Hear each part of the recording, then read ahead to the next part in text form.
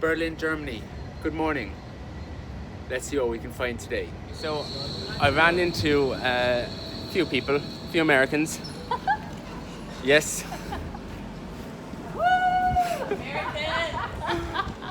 A few Americans that are in the same hotel as us, and we decided that we're going to go and sightsee a little bit. Okay, we're heading to the DDR Museum, which is apparently a history of everything that happened here in Berlin.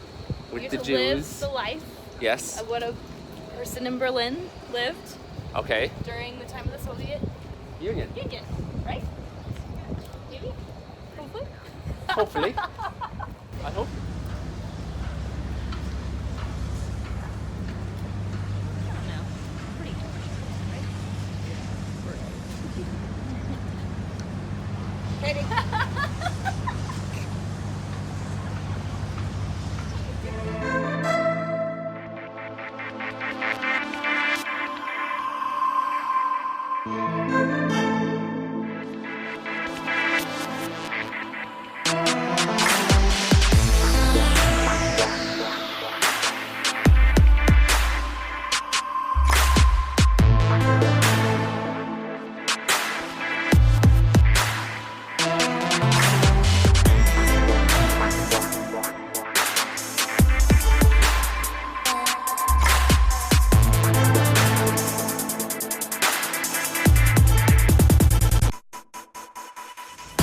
So we just came out of the DDR Museum.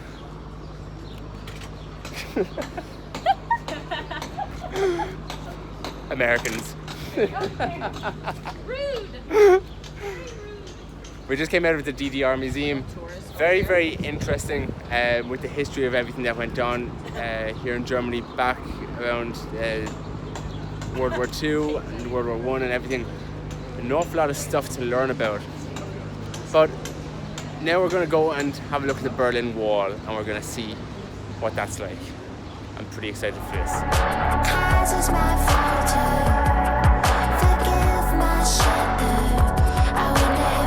So we're here just at a section where the Berlin Wall used to stand. You can possibly even see some of the bars they're still standing up there that were supporting the structure. It's very, like, looking at everything today, it's an awful lot, like, it's easier today to understand what freedom is in comparison to what all the German population, all the German people and the Jews were going through just a short time ago. I know it's been 50, 60 years or so, but even everything that's after going on here in Germany over the last few decades is a little bit scary to understand that happened just a short time ago. And sometimes maybe we might take our freedom for granted, because I could not imagine living back then in Germany with this Berlin Wall erected high up, not being able to see your friends or your family that may be over the other side. Very, very scary and daunting situation to think that he might be possibly alone.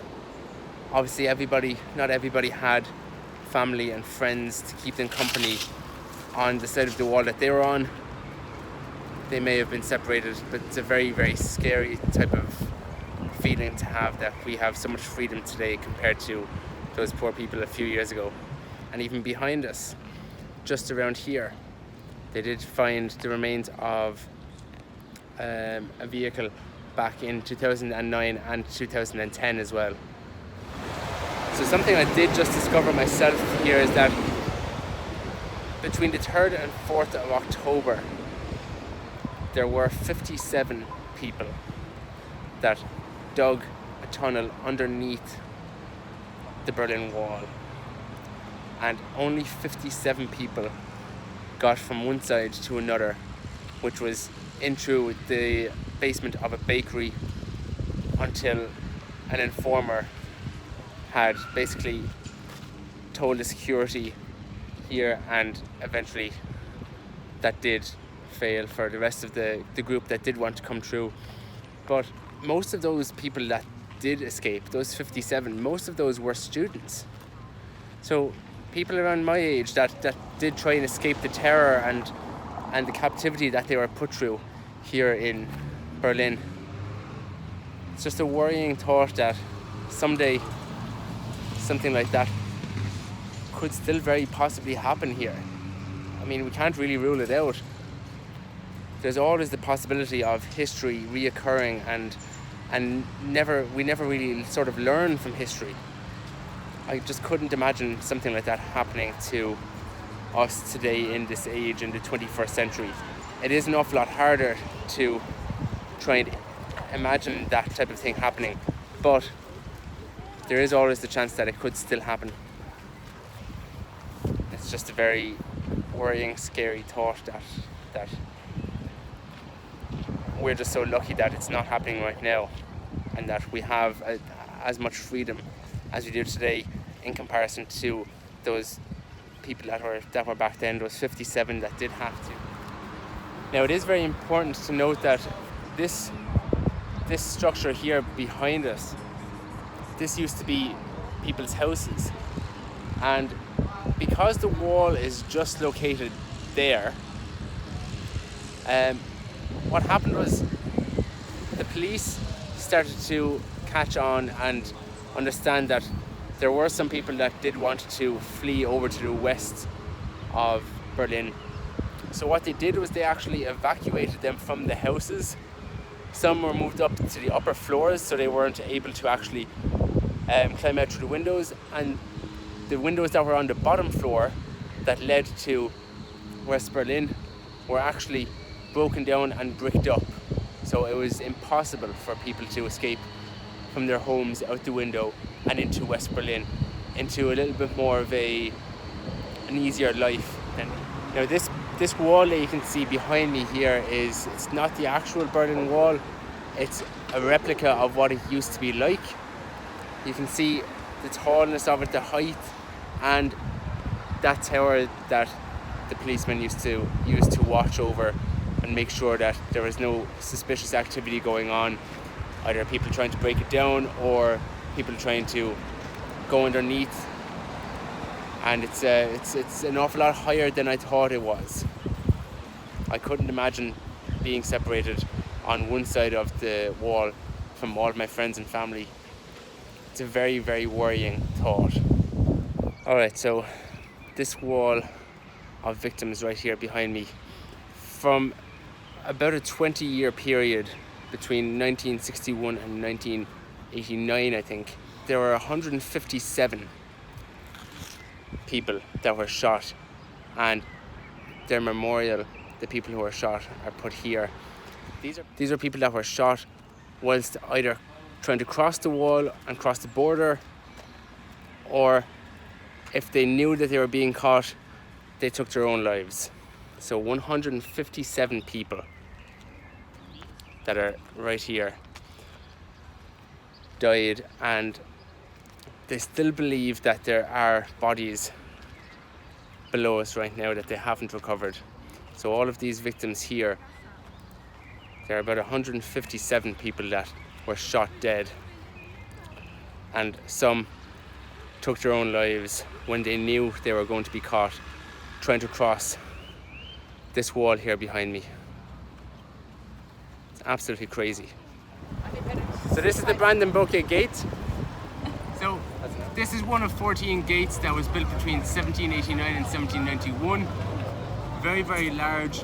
And what used to happen here is policemen and guards used to control it and exercise tax for people who wanted to pass through with the use of goods or anything that they were carrying at the time. Very, very strict and very, very cool now, to be quite honest. It's very cool to be here.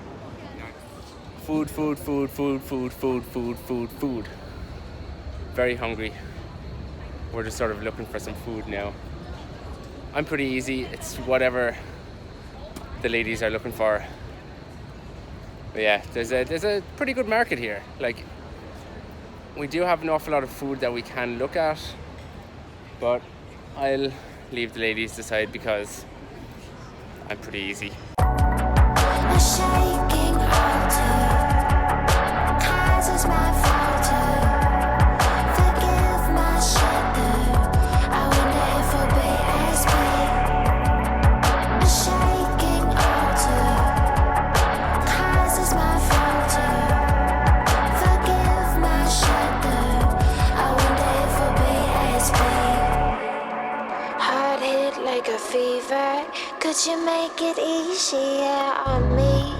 But you feed to the fire when I thought it was good to be seen. I thought it felt. Okay, so right now it's literally 12 o'clock at night, and what's happening is myself and the 3 American girls, Kate, Kayla and Rika. How are you? How are ya? He's vlogging. We've decided to find some sort of a bar that's not in the hotel, so we can continue drinking, basically. So we found this place. So we found like a rooftop terrace that is fairly cool, chill, and is pretty good to hang out with, or in, I should say. Pretty good to hang out in. Rika, Hey. how are you? Wonderful. Wonderful. Wonderful. Wonderful. Wonderful. Wonderful. Wonderful. Lovely. What up? Are you finished? Howdy.